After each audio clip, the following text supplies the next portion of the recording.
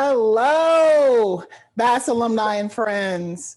I am Samantha Warren, the current president of the Black Alumni Society, and welcome to the Black Alumni Society's very first virtual brunch. We're really quite excited today. We're so happy to have you. What we're trying to do today is really capture the spirit of what we do each and every year. So each and every year, of course, when you come home, you know that we close out our homecoming weekend as strong as possible through a brunch where we have a chance to, catch up and recap the shenanigans that went on during the weekend and really, connect before we're back together again. So what we want to do today is really to capture that same spirit. And we're really, really quite excited to be able to do that. So I just want to go over a couple of things about housekeeping, and then I'll share a little bit about our esteemed guests. So we will run the segments today, really starting with the cooking of the chicken and waffles. I hope everyone has the recipe and I hope you had a chance to get that chicken marinated.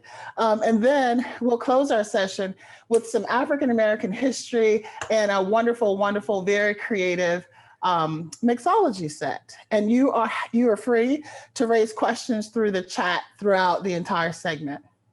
So let's get started. Enough of me. What I'd like to do is just orient you. So we've been sharing on social media all week about our guests because we're so excited about having them. So what I'd like to do now is introduce my guests. And I think their photos may be coming up. Hi, Jessica. Hello. Hello, Tiffany. Hi. Hi, and welcome. So let me give you a little bit of background about these ladies. We could go on and on, but we only have an hour, so I'll hit the highlights. So I'd like to welcome, first of all, Tiffany Barrera, also known as the drinking coach. If you could just wave, Tiffany. So Tiffany is pretty nationally renowned. She is an independent bartender. She's really, I love that she's called the bartender's bartender. And she's really known for her creative recipes and mixology expertise. And the thing that I love that she brings is the history about a lot of these spirits.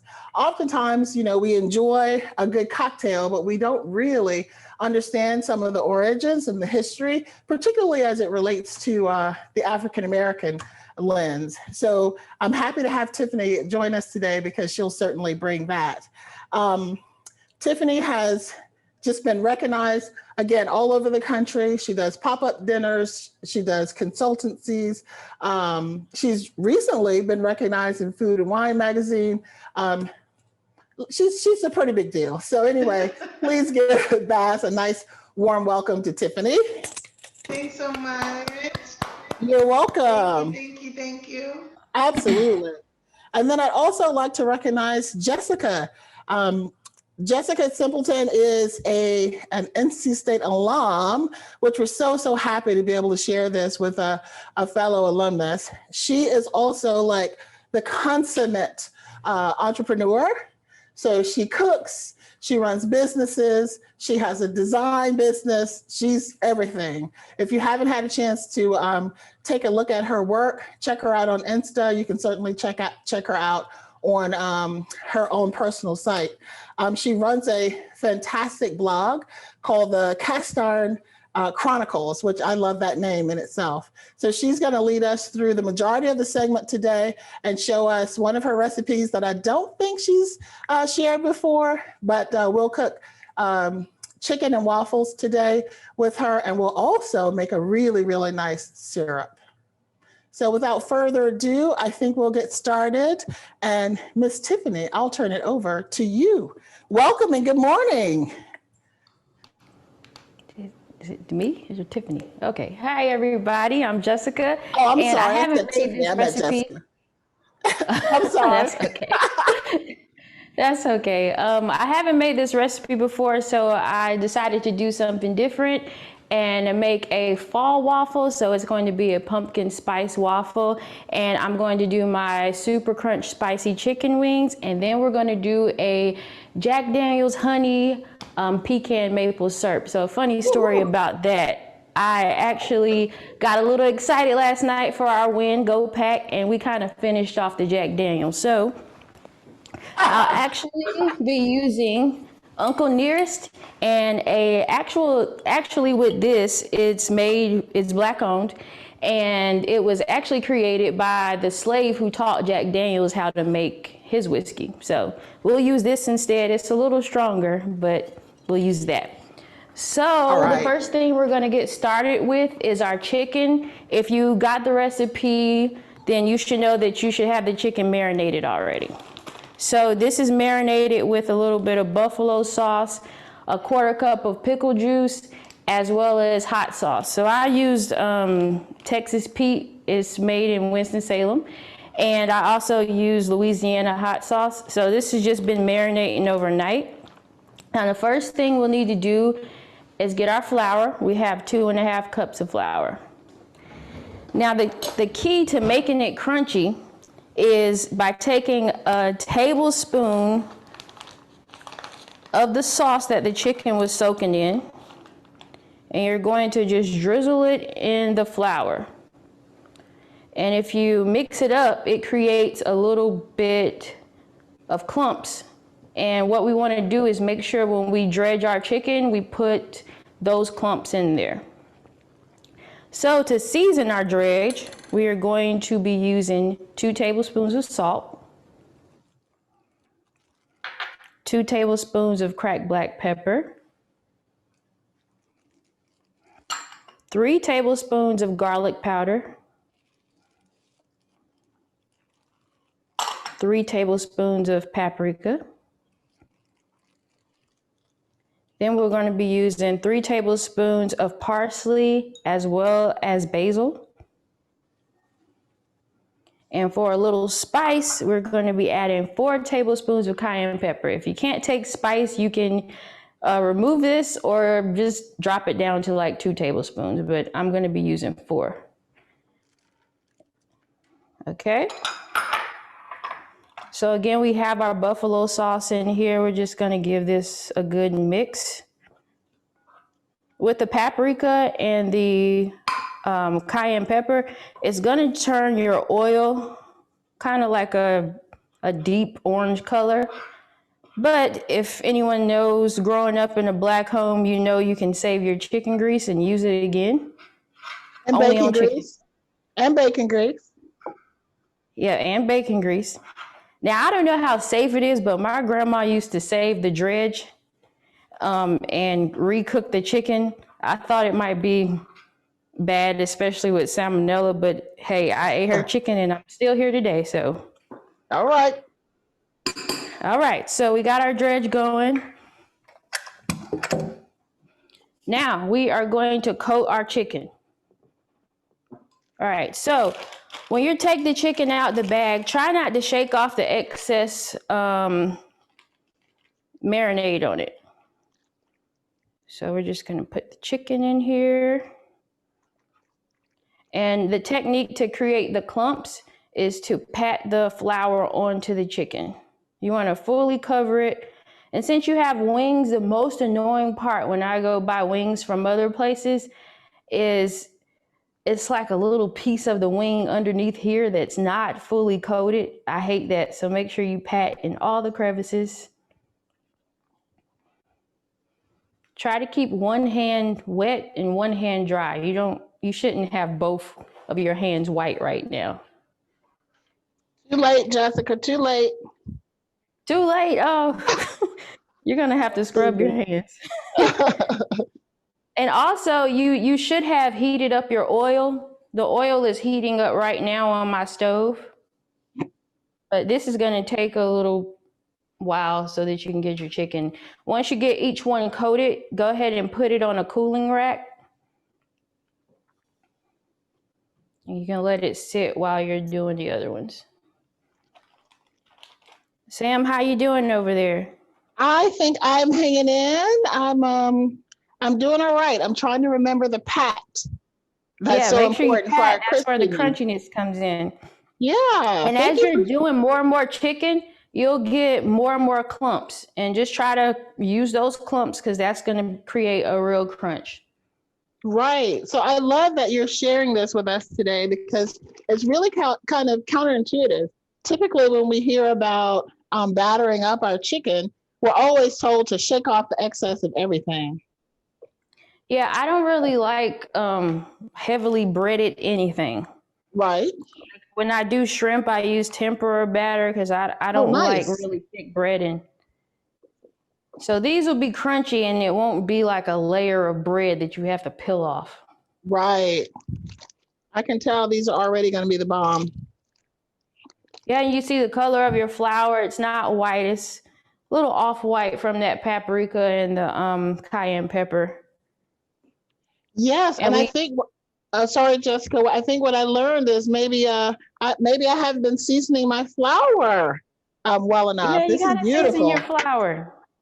You don't have to season the chicken. We let it marinate in the buffalo and hot sauce. Right. So that should be enough flavor. And then I also put a little pickle juice in there to give it a nice tang. But Yeah. most of the seasoning is coming from the flour.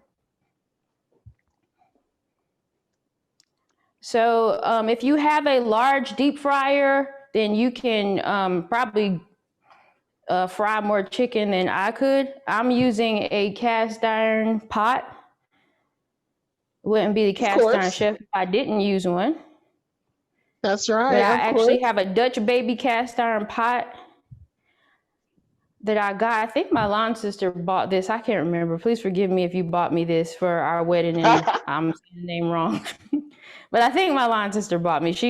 I know she bought me 2 mini ones as well.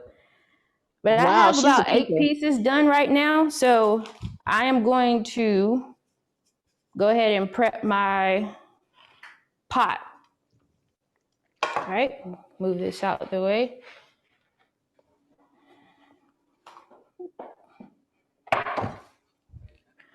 All right, let me wash my hands for a second.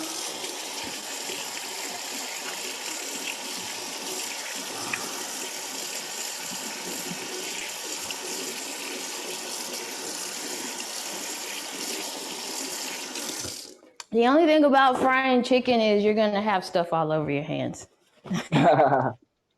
And Samantha, if you put both of your hands in that flour, you're gonna be at the sink a little while. Okay.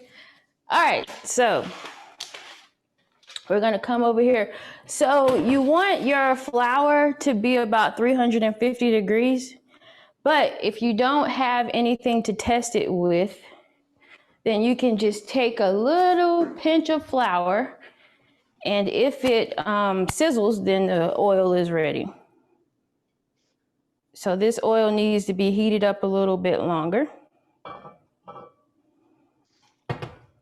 And if you're using cast iron skillets, you definitely need oven mitts because it gets hot.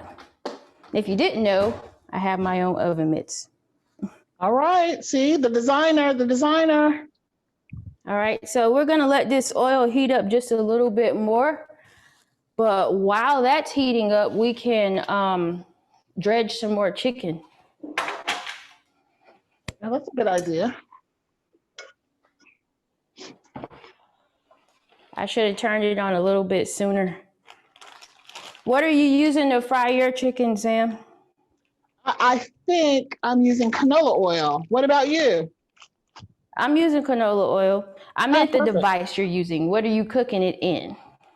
Oh, I have an old school fryer, kind of like the old school fry daddies. Mm-hmm. And it just sits Yeah. on the countertop. If anyone that knows me, they know I fry a lot of chicken. Some people think I only cook chicken, but I cook so much chicken that I actually broke my old fryer. So I'm Wow. using my Dutch oven. I haven't cooked that much chicken, but I got it for Black Friday, so you know it was cheap. Yes. a Dutch oven is great for frying because I think I've read that it really holds the heat. Mm-hmm. Yeah, we're gonna put the actual lid on when we fry these up. And approximately how long will we fry them? Probably like 10 to 12 minutes, depending on what type of wings. I actually don't like big chicken wings. I've never been a fan of chicken legs, and big wings just remind me of that. So I get really small ones. I actually like really tiny ones that probably don't have much meat on them, but these are pretty normal. I just don't like big chicken wings. But usually they'll float to the top when they're done. Okay. And if your oil is not too hot, they'll become a golden brown. You should know they're done. But if you do have a thermometer, then you can make sure your chicken is 165 degrees. You'll just stick the thermometer in the thickest part of the chicken.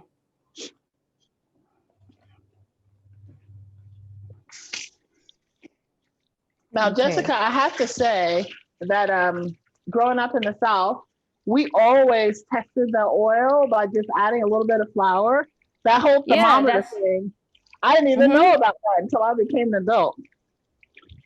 No, I don't really use it. If you put a little bit of flour in there and it sizzles, then it's ready to go. Yeah. And actually, with flour, you should have a bunch of clumps in here right now.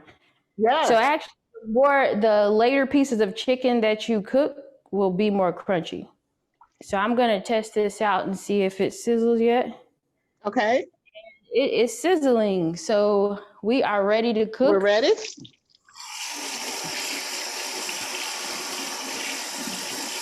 Okay, I just got to wash my hands again.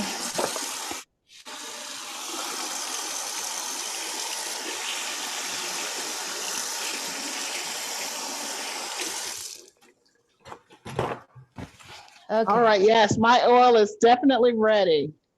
Okay, great. Just bring your cooling rack over. Make sure you don't crowd your pot though. You don't want them to stick together because they will. But we'll constantly try to stir it a little bit so that they don't stick. All right, you ready? I'm ready. So just gonna take our chicken and dip it in there. Let's see how many I can fit in here.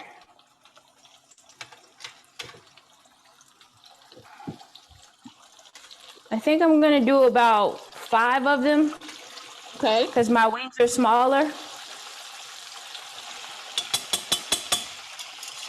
But we just put the chicken in there. We'll let it cook. I'm gonna put my lid on halfway. If you're using a deep fryer, then you're kind of using the same method as me by covering it up. All right, so now while we're over here, we can make our maple syrup. So just turn on your oven to like a medium high heat, or your stovetop. And then we have a 1/4 cup of the Uncle Nearest or Jack Daniels or whatever whiskey you're using. Okay. And you want to cook that out for about 2 to 3 minutes. I mean, if you're cooking for adults, then you may be able to cook it less time. But if anyone underage is drinking this, you have to cook out the alcohol. Okay. That'll take like 3 minutes or so. All right.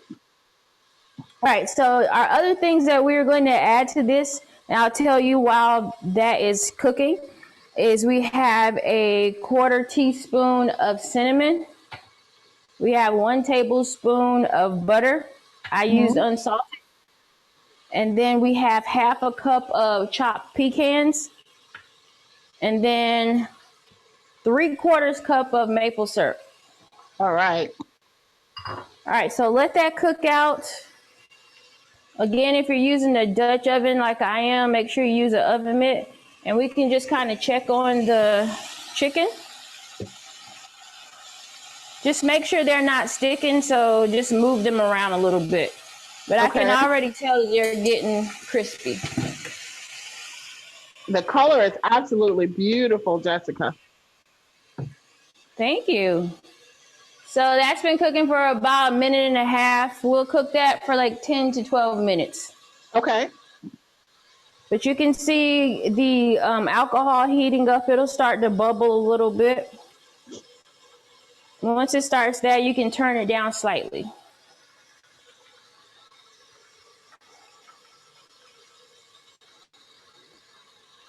And you'll need some sort of spoon. I'm using a folder to stir.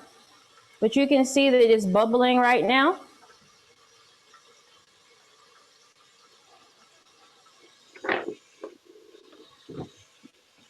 Can you see that?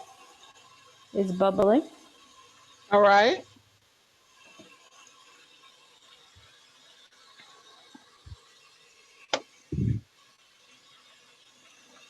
So while you're over here, it's like you can do your sauce and your chicken at the same time and check on both. Right. I think my chicken may be getting close, at least the first batch. But if you see that, how the color's coming on there. Yeah, beautiful. And don't have your chicken on too high. You just want it on medium high heat. So if you have numbers on your stove, it's about a 7. Fantastic. All right, so our alcohol is now boiling. We're gonna turn it down to low. And then we're gonna add in that tablespoon of butter. Okay. That 1/4 tablespoon of cinnamon. And just stir that and melt it down. You don't want this to boil. You just want this to simmer. And we're gonna give it a good stir. Once you put the cinnamon and the butter and the alcohol, it should thicken slightly and become darker. Now we wanna add our pecans. Pecans, pecans, however you say it. All right, so we stir that up in there, and then we're gonna add all of our maple syrup.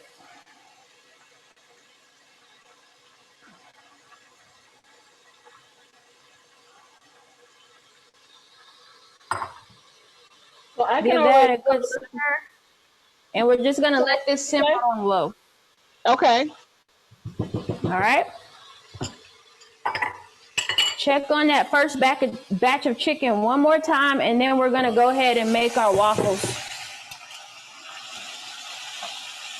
I would say start cooking your waffles towards your last batch, but we can start the mix now. Okay, we're about 4 minutes in on that chicken. Okay. All right, let's come back over here, and we are going to make our waffles. All right. This is a really big thing. Hold on 1 second, coming. All right.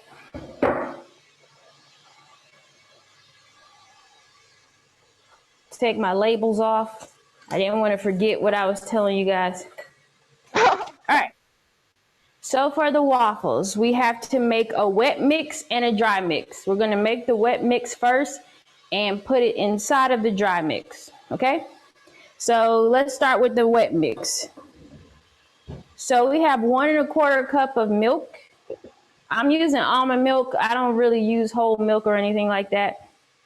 And then we'll have 1 puree can of pumpkin.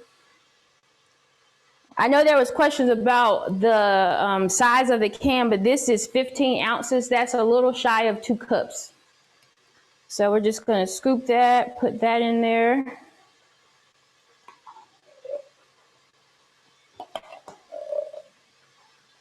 And this is also a great recipe to make like Thanksgiving morning.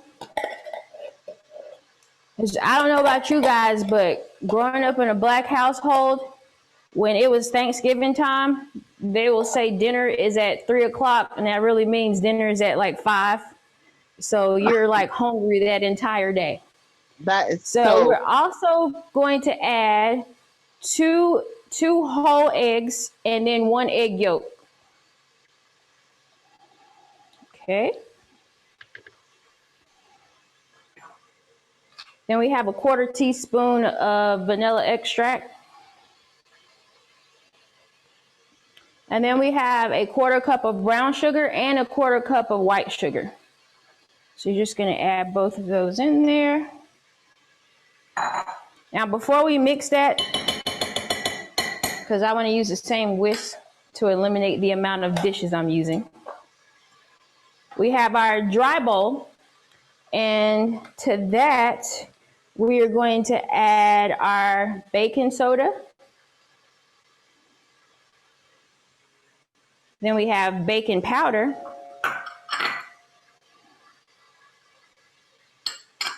We have, I think it's a 1/4 cup of salt.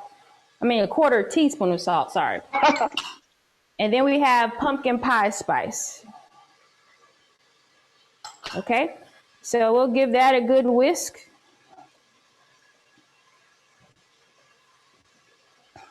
Now, once we whisk this, you want to kind of push it away to the edges. You might have to use your hands. And we want to create a well in the middle. That's where we're going to pour our mixture. I'm going to just check. Now, Jessica reminded me, how much almond milk were we supposed to add? You said how much almond milk? Yeah. 1 1/4 cups. Thank you. Okay, I'm going to check on the chicken really quick, because I don't want it to burn.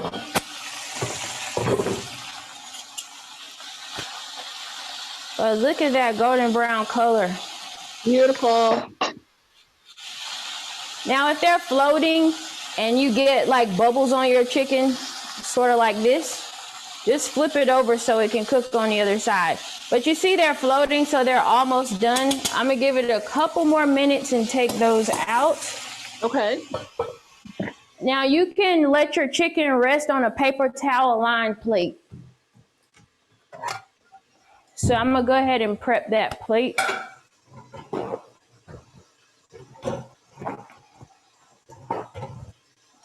Okay, let's put that over here for when we're ready. All right, so back over here to our wet mix. We're just gonna stir this up. Can kind of whisk it in the middle until it all mixes together. All right.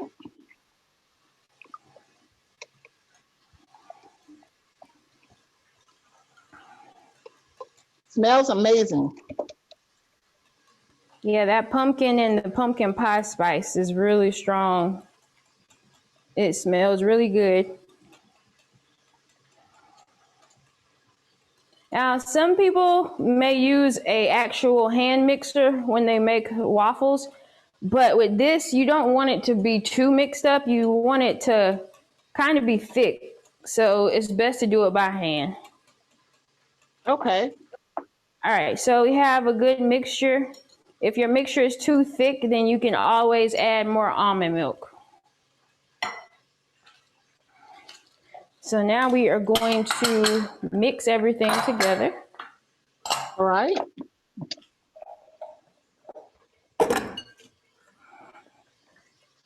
Okay.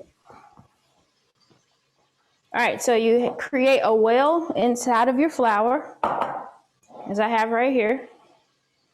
And then you just pour this in the middle and start mixing.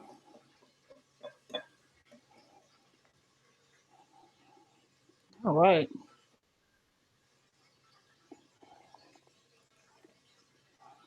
So what was the inspiration for this recipe? You said what was the inspiration? Yeah. Just fall. Yeah. In general, I just wanted something because it was so close to the holidays. So I just decided to try to do a pumpkin spice. I don't drink coffee, but I guess I was kind of inspired by a Starbucks pumpkin spice latte. I actually was thinking of my sister. Shout out to Erica, because I know she loves Starbucks. And she can't wait for the fall flavors to come out. So to be honest, I don't think I told her, but she kind of inspired the waffle. Oh, that's kind of awesome. All right, so you should have a thick consistency. Yeah. Try not to mix too much, but you want to make sure all the flour is incorporated. So we're looking All right, for so we're just going to let this sit to the side. Okay. We should be ready to take out our first batch of chicken. Let's see how it's coming.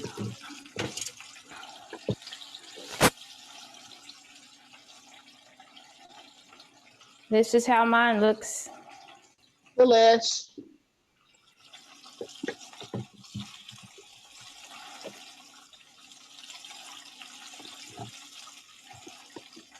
Now, if you have another cooling rack, you can put these on a cooling rack instead of a paper towel lined plate. And then you can put them in the oven on warm. I just have this one, so I'm going to stick mine in the microwave. It should contain some of the heat. All right, so now we are going to drop some more chicken, and we should be able to at least cook one of our waffles right now. Okay. While the chicken is cooking. If you use the entire recipe, you're probably going to have to do about 3 or 4 batches of chicken. Okay, and while you're over here, give your sauce a stir. Absolutely. And before we're done, we'll completely take it off the heat so that it thickens up, because while it's cooking, it's going to be a little loose. Okay, that makes sense. All right, so now you can go ahead and get your waffle iron ready. And then you'll also need some spray. I would suggest not using olive oil because it heats up too fast. So this is just some canola oil spray. Okay. And usually your waffle iron will come with a little cup. This is a brand new waffle iron that I'm using that did not come with the cup, but I have the one from my old one. Usually you just use one of these cups, but for this one, I tested it this morning and it's going to take about 1.5. Okay. All right. So this part could be messy, but I heat up my waffle iron. Also, I like crunchier waffles. So I put mine on the almost to max, but not really. Can you see that? Okay. Here it is. All right. This one doesn't beep, so I have to pay attention to when it's done. All right. And approximately how long will they cook, or does it depend on the machine? It depends on your machine and what you set it on. If you like, I would say soggy waffles, you're going to put it on light. If you like crunchier waffles, it'll take a little longer. Usually it's between 5 and 7 minutes. Okay. Unless you want it super dark, then it might be like 10. Okay. But again, if yours does not beep like this one, then please make sure you pay attention. Okay, great. So I'm going to quickly grab a platter for them. Yeah, and this recipe makes a lot of waffles. So one thing which I did test out is you can make all of the waffles and then you can put them in a large Ziploc bag and you should be able to freeze them, and then you can heat them up in the oven or a toaster and they taste just like you did when you made them the first time. Fantastic. So that's really a Thanksgiving tip, isn't it? Yeah, because this is a lot of mix. Depending on what type of waffle iron you have, it could make 10 waffles, 8 to 10 waffles.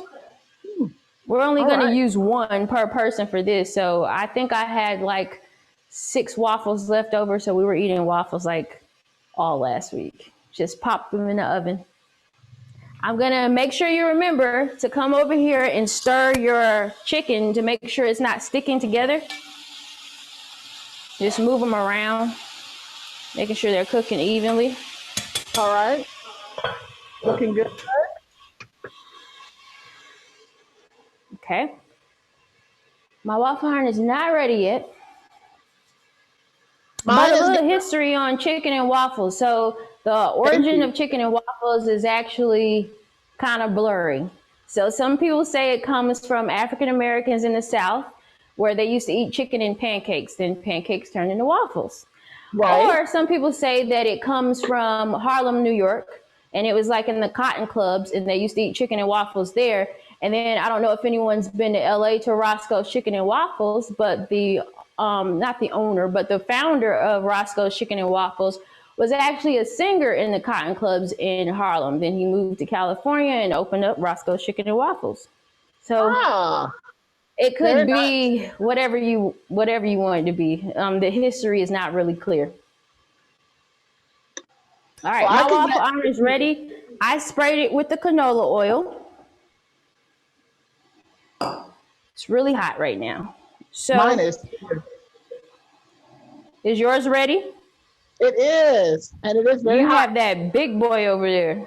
All right, so when spreading your waffle, you want to start in the middle.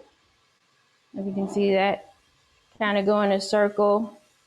So again, these waffles have pumpkin puree in them. So they're going to be a little more dense than your regular waffle. Right. I don't want to overflow mine, but I have OCD and I need it to be on the corners perfectly. We're going for waffle perfection today. Yeah, I just need all my edges. All right, I'm gonna close this. If you have a Belgian waffle maker, you can flip it and then the light will turn green when you're ready.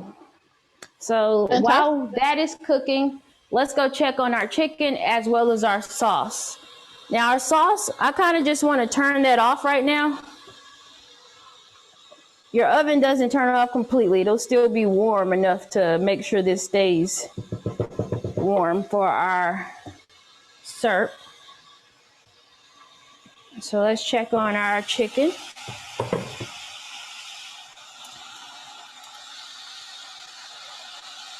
It's not quite floating yet, Okay. but if you can see the color on this, it's really Yeah. nice. Yeah. And you can see Remember, if that you have the bubbles coating. where some of your breading fell off, just turn that chicken over and let it cook on that side. This is another reason why you want to make sure you pat the flour onto the chicken so that it doesn't fall off. Right. All right, so for our waffle, we're just going to make one right now because just want to show you how this is working. I'll go ahead and get a nice plate. And then you can use chives or either parsley. I'm going to use parsley today, even though my recipe says chives. It's just for garnish to make it look pretty. We're also going to bring our syrup over here.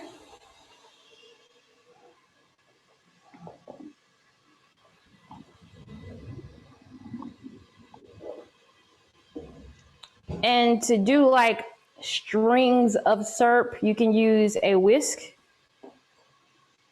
Strings of syrup. I'm feeling fancy now. Oh yeah, you can be fancy with it. Because you can kind of drizzle it over and shake it. Very nice.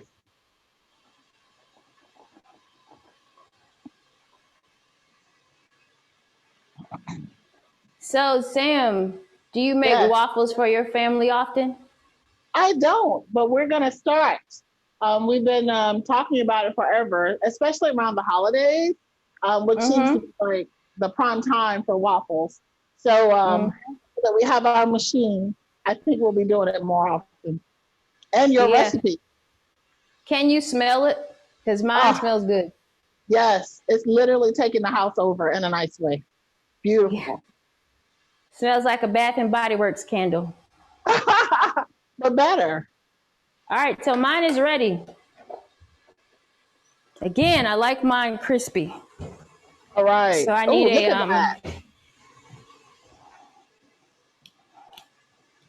I didn't get my edges exactly perfectly, but oh, that's hot.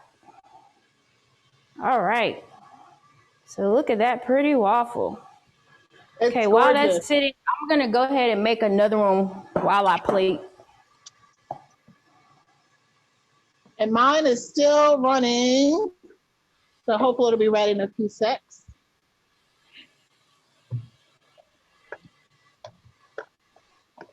I can actually cook this a little longer because of the pumpkin puree in there. Yeah. So this first one is a little softer.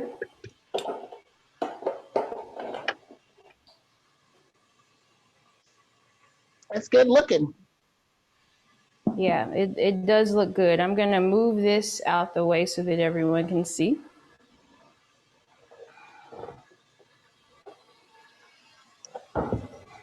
Yes. All right. So our waffle's done. Check on this last batch of chicken, and then we'll get our other chicken out and plate. Whew. Looks good. Yes. How's your waffles? Are you finished? I think so. I kind of overfilled the cells a little bit, but overall they have really good color.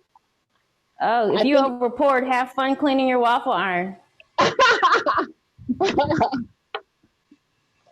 right, so to plate, we have this beautiful waffle. And depending on your guest, I like to provide 3 chicken wings. So we are going to just place them kind of facing upward. You can kind of lean them against each other. Just try to be fancy.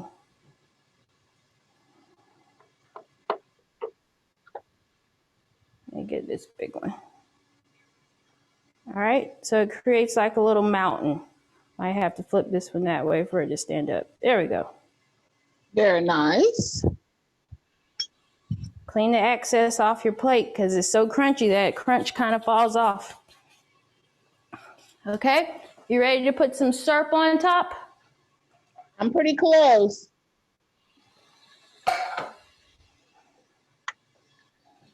All right, let's put this in the middle of the plate. There we go. There we go. All right, so now we are going to drizzle some syrup. So we have this maple pecan Jack Daniel's Uncle Nearest type syrup. Yep. So let me get close up on this. And again, we can kind of drizzle some on there.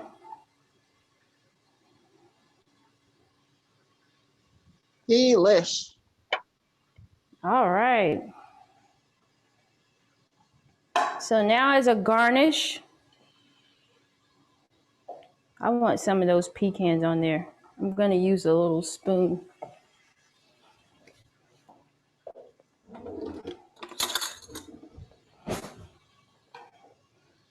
Just to make it look pretty for your guests, you can drizzle some of the pecans around. Yep.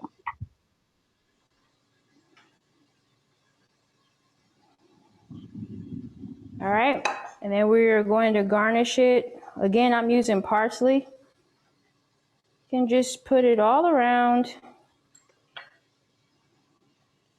And there we go.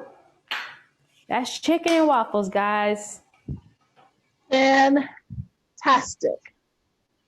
And here's mine. All right, you got to try it now. So go ahead and get your fork and a knife and let's dig in.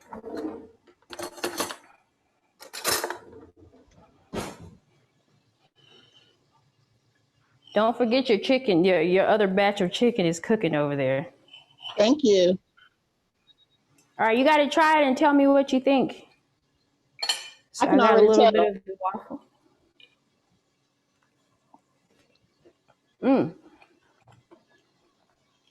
It's good. It's sweet, but not too sweet.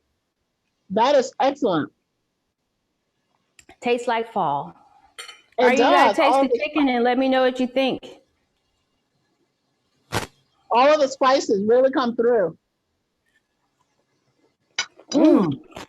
Thank you so much. And I'm going to check this last batch of chicken.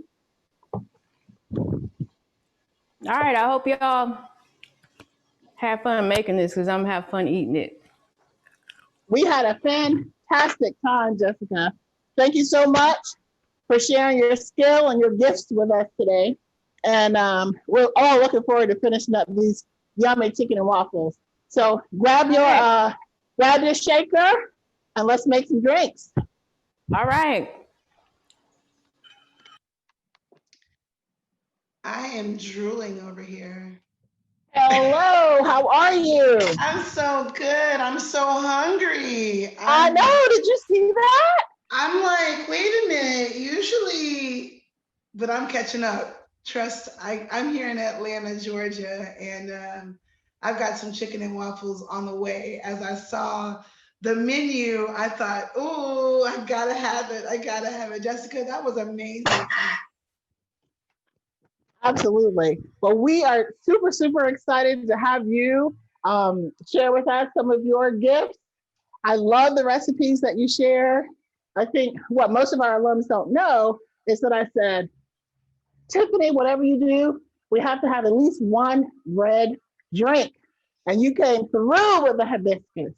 So we're looking forward to the demonstration and whatever wisdom you'd like to impart on us about these spirits. Thank you, thank you, thank you so much. So the recipe, I shared two different recipes, but they all called for the same ingredient, which was a lemon simple syrup. A lemon and cinnamon simple syrup. So if those that have made it, that's super cool. If not, I'm just gonna do a kind of a made for TV style of making it. Okay.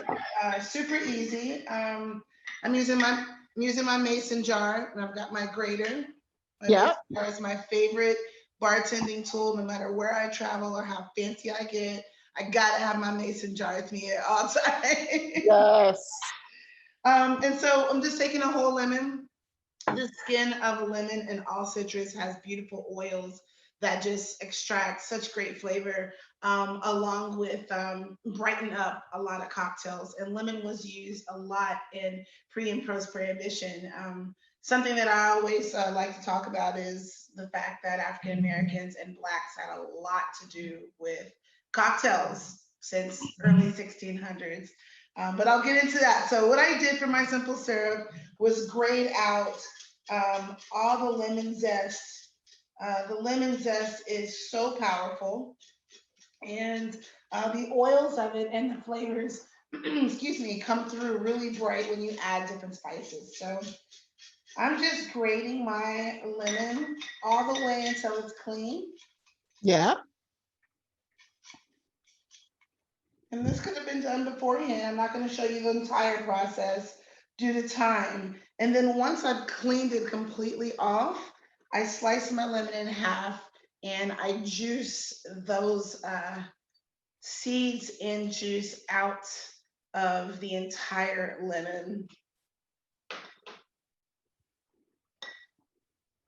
I love the way lemon smells. It's so alluring. It brings so much energy. African Americans had a lot to do after the Civil War as they traveled to get away from the South onto the West Coast, and we owned some of the largest citrus farms on the West Coast in the 1820s. Oh, nice. Yes. So once that happens, we're gonna make a little bit of lemonade, but we're gonna spice it up with cinnamon. I use cinnamon sticks. My grandmother, my family always used cinnamon sticks versus powdered cinnamon. There's no right or wrong way. The lemon sticks take a little bit longer because they have to expand. But cinnamon, for those that didn't know, came from Africa. It is one of the five ingredients that were in the pockets of the slaves as they made their way to the States. I say made their way like it was a journey, like a sweet journey, as they were brought over here to the States. So I just tossed some cinnamon sticks inside. Pretend my mason jar is a hot pot. I wish I was in a mason jar like you all. And then I'm gonna put I think the recipe I said was 1 cup. Right now I'm doing a small demo for you. So you're gonna put in your sugar and double that in hot water. I've got a nice hot water steamer.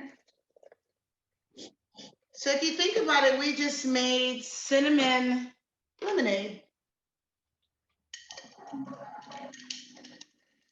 Absolutely. Powdered cinnamon will give you a faster smell. If this was on your stove in a saucepan, as soon as you start to smell the cinnamon, you can go ahead and take it off of the flame and let it cool off. And I like to keep simple syrup in the house. It keeps me in a space when I want something sweet. I can only use a dash versus if you're making your tea or coffee and you're scooping your sugar, you're waiting for it to Right. and it just, you feel like you're just over sugaring yourself versus when you already have your sugar melted with your favorite spice. This could go with nutmeg, this could go with pumpkin spice, allspice, clove, it can go with just about anything, but it definitely rounds out your drink and just using just a dollop of it. If you didn't want to use sugar, this could go great with honey, molasses, maple, sorghum, agave, your favorite sweet. Really, really fun. So that would be the fast way of making our lemon cinnamon simple syrup. I already have mine made in a nice little vessel. And now let's make this cocktail. Let's do it. You said you wanted something red. It's so hard for me not to do everything red. You can see my corner bar is I am not an alumni. My family is all LSU. However, I love You're officially part of the family. The color red represents so much in multiple cultures, but when it comes to us, we celebrate the red. Certain age groups to talk about the red drink. Yep. The red drink is super popular for Juneteenth. The red drink is something you see in the Black household, whether it was red Kool-Aid, whether it was red soda, whether the punch from church was red. But there's the huge significance to that because the hibiscus flower is the flower that comes from the West Indies. Again, I talked about the spices that were in the pockets of the slaves that were brought over, and the hibiscus flower was one. The hibiscus flower is beautiful if you've ever seen it dry. If you are from the islands, you know it more as sorrel. It is the healer. It is the peaceful, peaceful red goodness to drink. It's so pretty in color, nice and red and blush, also really nice and bitter.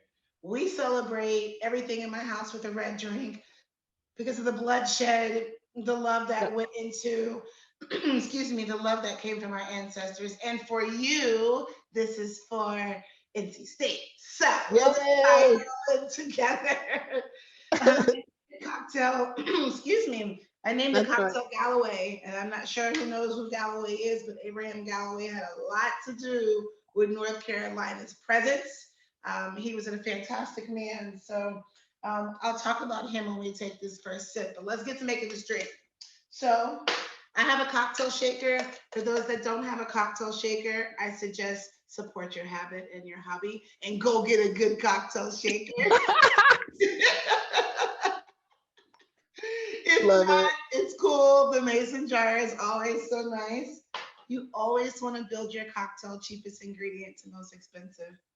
Don't ever start with the alcohol first. You don't know how sweet the syrup came out. The lemon juice could be over tart or dry. You don't know what's going to happen yet. And we would hate to start with our booze and then start adding stuff to it because that can mess up the good stuff. The booze is the quality. That's true. The booze is the quality. And so that doesn't work in a lot of things in culinary and beverage. But when it comes to a proper balanced cocktail, don't you ever start with that alcohol first. So you'll start topping stuff all over it and then you have to drink it. So absolutely. Let's do our simple syrup. I called for a half an ounce. If you're making 2 of these, double it. If you're making 3 of these, double it. So just a half ounce of sweetener of our simple syrup. If you don't have a jigger, tablespoons work really good. A half ounce would be about 2 tablespoons. If you have those cool shot glasses you traveled and got, those are great as well, half of those. just a half an ounce of sweetener. And that simple syrup has some bright citrus notes, but it's also the sweetest component. And then we're going to round that out with just a little more citrus, some lemon juice, fresh, that I squeezed earlier, to brighten it on up. I asked for some Angostura Bitters. I don't know if you've ever seen it around. You're wondering what a bartender's doing. What the heck is bitters? Yeah. From Trinidad and Tobago, some of our fantastic Caribbean all-stars, I like to call them, our drink ancestors. Yeah. Aromatic bitters is a healing mechanism. This was used, this is chinchar bark and anise and cinnamon and almost 75 different herbs that went into a base spirit. The main ingredient was called quasi, and quasi was named after actually a West African man, where the Englishmen came over to Africa looking for something, per usual, and found quasi and tried to figure out, what is this guy doing? He was a healer, and the English were looking for a healing mechanism for the plague.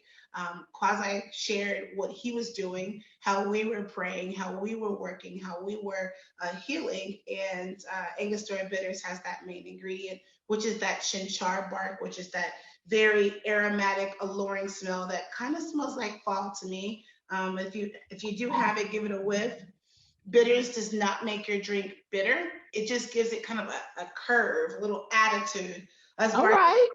the salt and pepper of a cocktail, because you just need a couple of dashes. And if you look on the bottle, it is 44.7 proof in alcohol. So we just need a little bit just to round it out. So I'm doing 2 to 3 dashes. If you smell it, if you enjoy that aroma, that welcoming note, then go for 4. But 2 or 3 good dashes are great.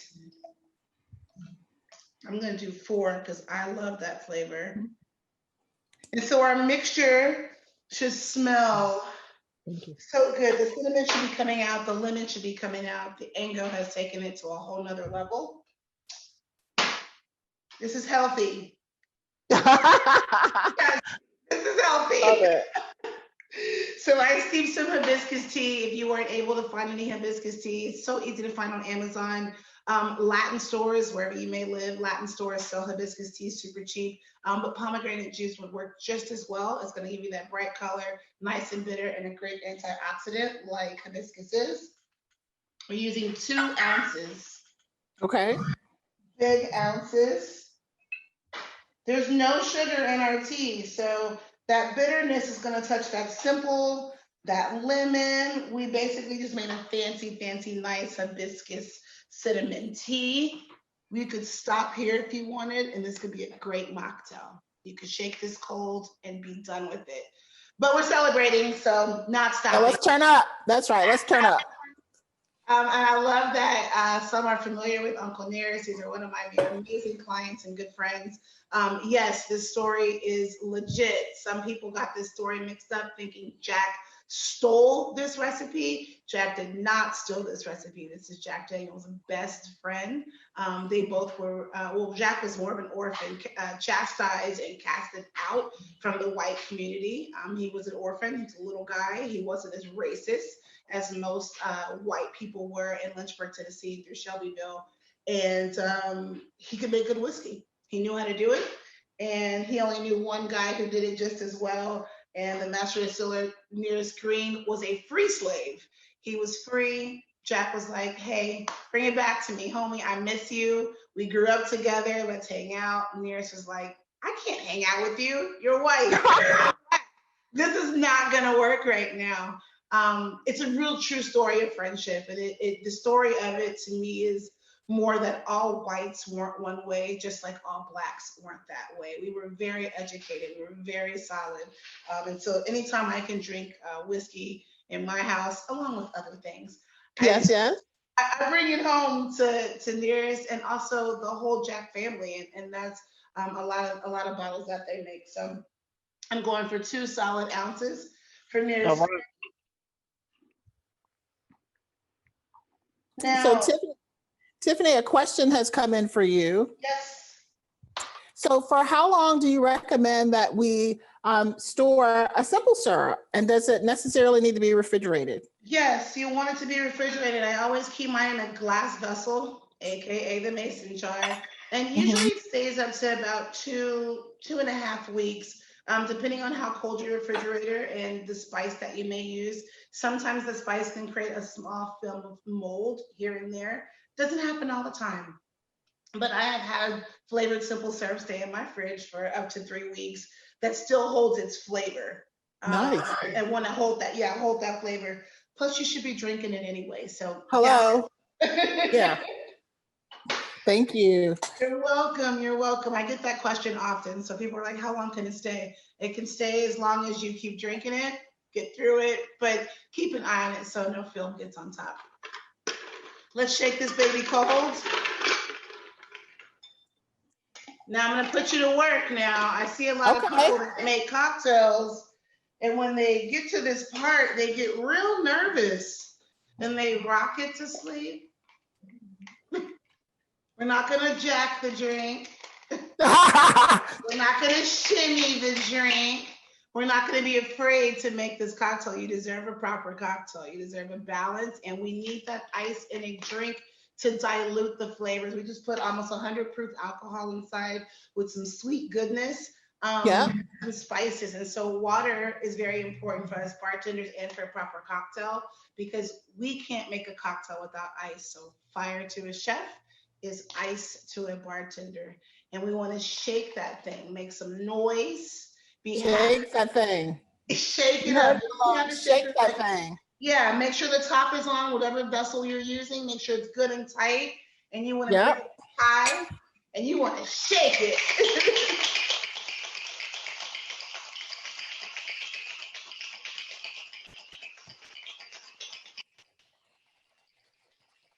So we've got to work out before we start hanging out with Tiffany.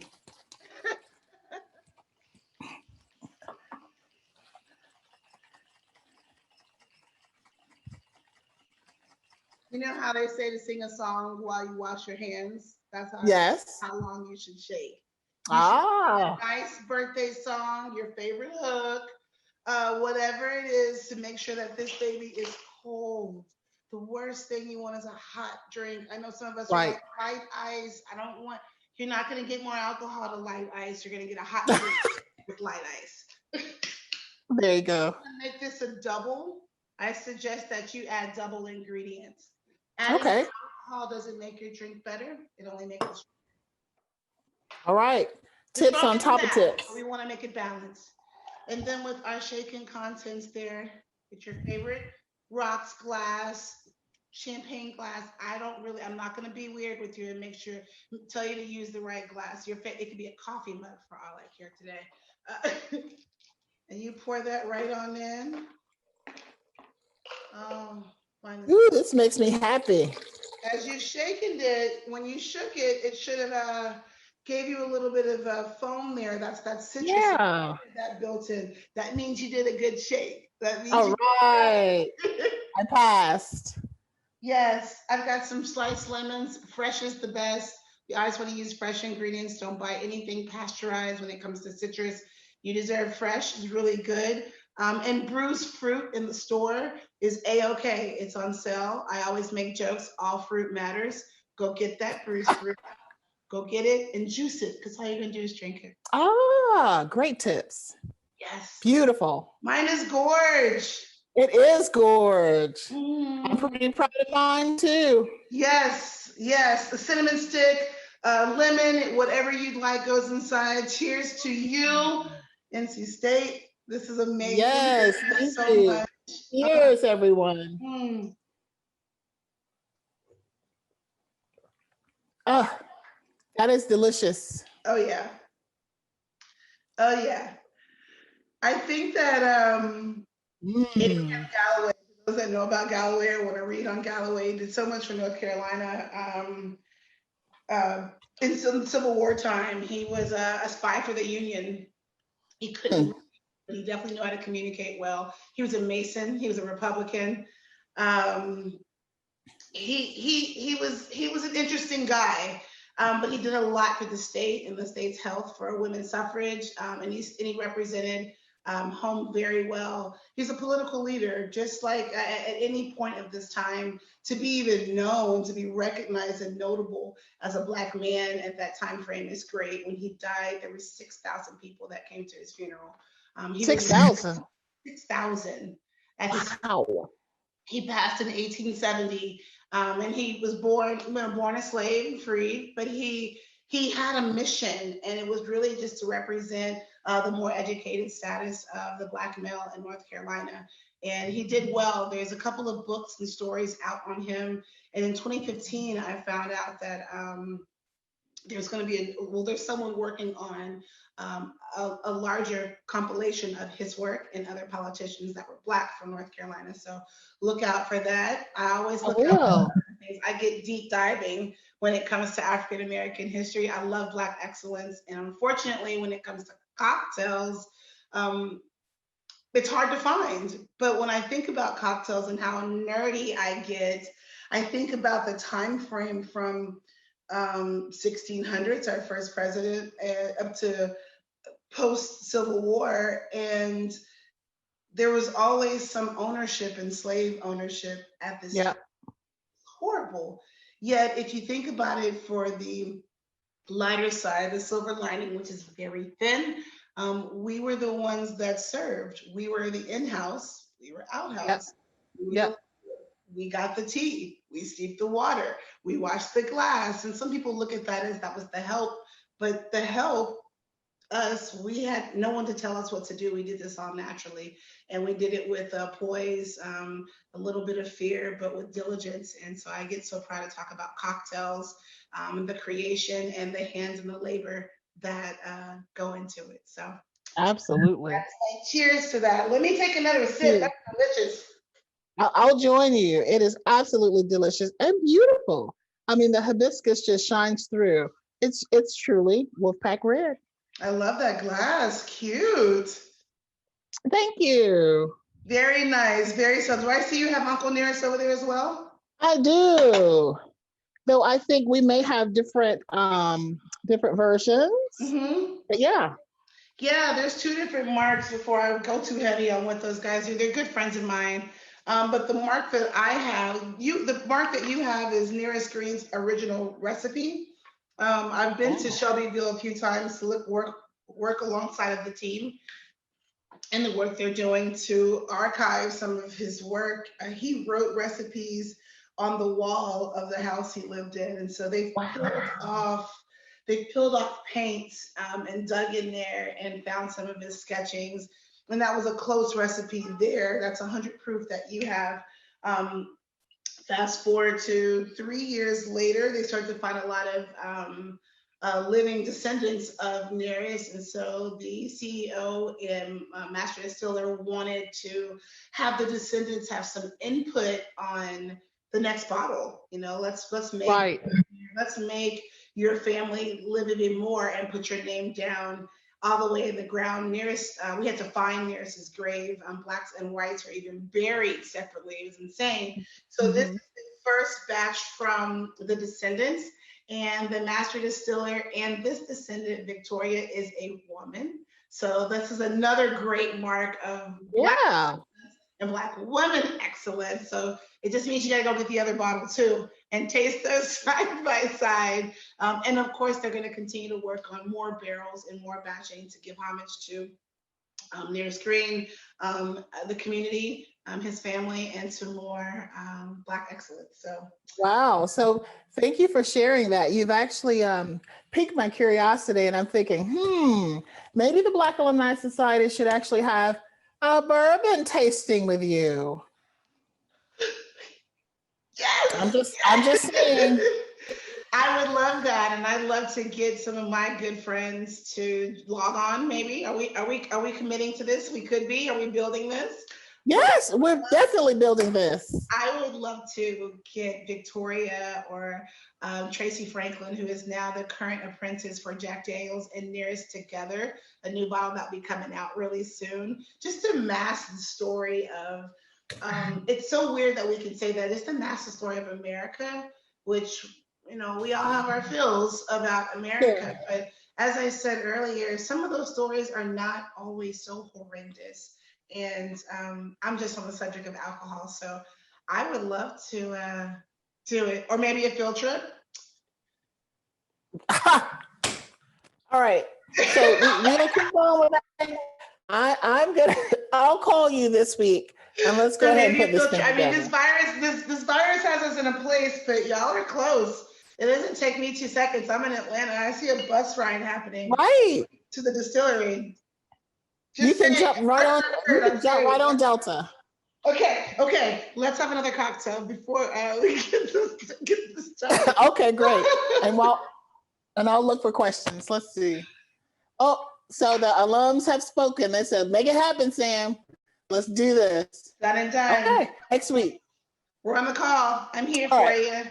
This last drink hopefully will float you through the rest of the day, the afternoon. Maybe it'll give you a nap.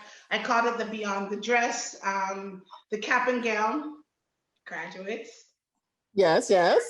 But we go beyond that, and we have. This is another red cocktail, and I think the red wine has a space. People love sangria, people love a glass of great wine, but why don't you bring it up a notch and go beyond that with a glass of wine and express it with club soda? Club soda is my favorite thing in the world to drink next to alcohol. I love bubbles, I love effervescence. Tonic water and club soda are completely different. Tonic water is a healer as well. One of our ancestors perfected flavored tonic water in the 1700s. He had a patent for that. But this one will call for club soda.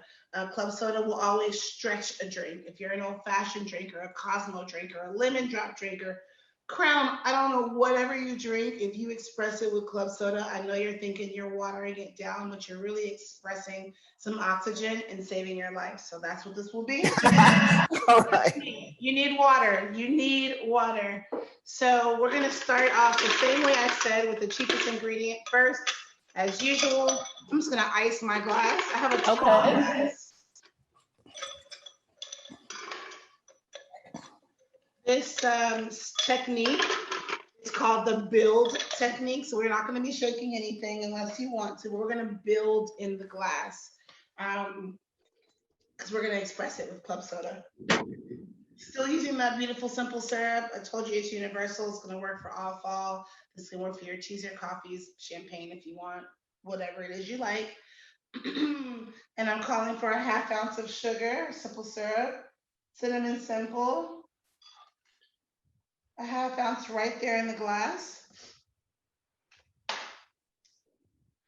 And All I know right. you're wondering why we're using wine. Maybe you didn't finish the bottle last night. Maybe you want this bottle to aerate. Maybe you have a couple of reasons why you want to take a red wine bottle and express it. I think this also makes a great punch as well. But I'm going to put 2 ounces of red wine inside. Any grape will work. You don't want to use your expensive bottle, but any grape will work. I think a Pinot would be quite delicate, but something more earthy, like a Malbec, a Cab, any kind of Italian flavored, Italian variables would be great, but to each his own. This can also work for white wine. So I'm using red on pun for our celebration. Thank you. Of course. So we just sweetened up our wine a little bit.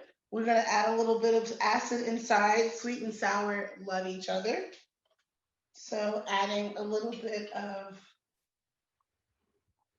I don't know if I called for a little bit of lemon, but I'm putting a little bit of lemon. Your simple syrup may have had a little acid in it, but I'm calling for a little more for mine. Okay. I don't think I put that on my recipe, but yes. A little stir. Now your favorite spirit, it's up to you, whatever you want to do, because it's your cocktail. Our palates are personal. I'm having moonshine because Universal. I am. It can go really good with white spirits. I think this would be a great gin cocktail. It could be a tequila cocktail. You can stick with the whiskey. Vodka is fun, but I'm going with moonshine because I love history And you know about us Shiners. You know how we got down. This was Yes. the thing in all the juke joints back home. And at a certain point, the juke joint was the only space where blacks and whites could have unsolicited alcohol. So moonshine not only got us there, but both races were sneaking it in and getting drunk together. You know, it's all love. It was all love. So I'm tossing 2 ounces of moonshine inside and topping it with club soda. And about how much to club soda? Depending on your glass, you just kind of want to fill it up. It's a very boozy cocktail and a very sweet cocktail. So with the wine being sweet and then us adding some simple along with alcohol long, that's what we call making a long drink or stretching it. And I think I have more. Yeah, I'm tossing some. Ooh, that's good. Ooh, that's good. Isn't that good? It's delicious. Who came up with this? And it's dedicated to you all. It's dedicated to every single one of you. And thanks for having me. Thanks for listening to me gab on and on about Black history as it pertains to cocktails. It is us. It's something to be very proud of. I know some of the stories are very, very dark how we served, but we made the best, and we served it the best. And so it's part of my duty and my job to make sure that I enhance it through a proper cocktail. Fantastic. Well, cheers. And I'm just going to take a quick look here just to see if any questions have come in. Before we wrap, everyone, if you have questions, please put them in the chat. It's delicious. Now I'm double fisted. Me too. Yay. Okay, so can we get Jessica back on? Fantastic. So how are you doing? I see your bourbon. Oh yeah, I told you we finished that Jack Daniels last night, so I used Uncle Nearest instead because I ran out. Fantastic. So I think we have a couple minutes. So I would just love to ask some questions, and I apologize that I didn't ask you about this in advance, but I would just love to hear about how you've come to basically live your passions out. So why don't we start with you, Jess? Tell us a little bit about your trajectory, and what was the catalyst for you deciding, you know what, I'm gonna live my dream and my purpose? Well, this is actually just a hobby for me. I'm actually a menswear designer for Hanes, and I also have my own clothing line, Lachey Supply & Co. Yes. So I've always cooked with my mom, my grandma, my aunt, and my stepfather who passed away. So he actually taught me how to make like the perfect chicken wings and hot wings and everything. And so I used to come home from school and get in trouble for just making stuff. And I'm sure my brother's watching, but I used to put cinnamon in everything. I used to try to make like cinnamon cookies out of biscuit mix, like nothing worked. But I've always liked cooking. And I guess I got good at it in college. And then when I moved to Atlanta for grad school, I was just kind of living by myself, and all I had to do was go to class and cook. So I just got good at it and decided to do a blog because my husband, he actually gave me the name the Cast Iron Chef because I used to watch Iron Chef. So I'm not an Iron Chef, but I'm a Cast Iron Chef. So I just started posting on Instagram under that tag in 2014, and it just kind of took off. Fantastic. Thanks for sharing. So you've piqued my interest too, and generated a new idea. So we may need to have a Black Alumni Society Iron Chef session with you. Oh, of course. I'm open. Come up with the basket ingredients, right? Right. I have plenty of stuff that we can do. All right, fantastic. And then what about you, Miss Tiffany? I mean, like, tell us a little bit about your career trajectory and how you got to where you are now. This was not on the plans. Being a bartender wasn't really a real job. Everyone Okay. kept asking me, well, I did it in college, and everyone was like, "When are you going to get a real job?" And I was like, I love this." So after graduation, one of my professors said to me, "Why don't you just do what you absolutely love?" And jokingly said, "I love to drink." I And I love meant it. it. I meant it, but food and beverage just didn't get the highlight that it should have for Black and African Americans. I stuck with it, and I started working for a really amazing chef here in Atlanta, Georgia, and we became well known and recognized all over the world with cocktail presentations and food. And I noticed that when I started to compete and go against other bartenders who were white male or in other parts of the country, like New York's best bartenders in San Francisco, they were Hmm. always telling a story. And I was used to be a little embarrassed to share my stories because I was from the South and they always judged the way Southerners drank and ate. And I just stopped being afraid and started sharing, the real stories of the hands that went into it and the presidents that, were the owners of some of our best, housekeepers and really just sharing some of those stories that were so suppressed and the real bartender, the true bartender was a Black male or a Black woman. And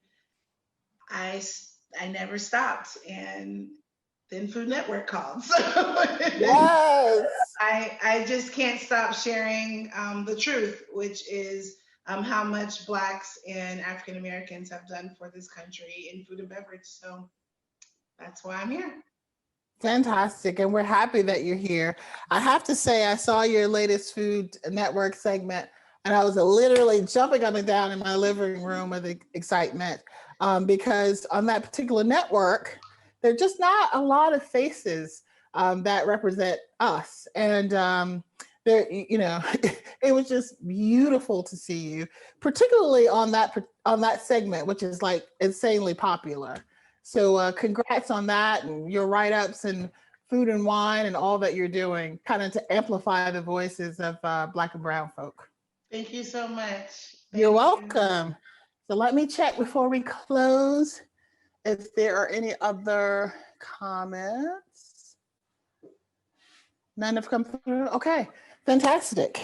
Well, Tiffany, Jessica, we would like to thank you for helping us to pull off this first virtual brunch. Again, this is like an inaugural thing. We've never done it before. And because of the two of you bringing your gifts and sharing your talents with us, it's been insanely, insanely successful. So we're part of the family now. We're part of each other's network. So let's definitely stay in touch. And I'd like to thank you for all that you've done to make this a successful virtual homecoming for the Black Alumni Society and North Carolina State University. So thank you very much. Thank you so Oh, much. no problem. Thank you for having me. Welcome. Absolutely. And then for the alums and friends that are still live, please know there's still more to go. You know how we roll at homecoming. So we have one more activity that starts at 1 o'clock today. And it's actually a contemporary gospel mix with DJ Double J from K97, which is based here in North Carolina. So take a quick break, have some more waffles, chicken, and some more cocktails. Join us back at 1 o'clock. Be sure to bring your energy and your tambourine because it's going to be a really good time. So have a great day and thank you so much for tuning in. Ciao and cheers. Cheers.